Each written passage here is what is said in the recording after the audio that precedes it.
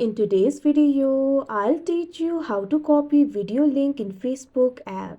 So first of all, launch open Facebook. You can see over here Facebook has been opened. Make sure you're logged in to your account. So what you have to do is find the video that you would like to copy the link of. Here I'm just going to go to the reel section in order to find the video. You can also find the video in the home interface too. So what you have to do is simply go to the video of whose you want to copy the link. Now after you do that, you'll be able to find various icons in this video. What you have to do is tap on the three icons that you can see at the bottom right corner of your screen.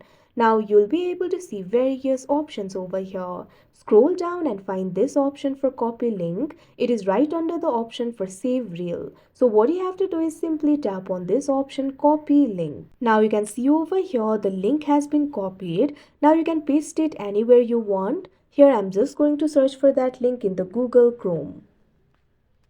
Now after you do that, you can see over here the link will be copied, and whenever someone taps on that link, the video will be opened. So that is how you copy video link in Facebook app. I hope you found this video helpful. Thank you for watching.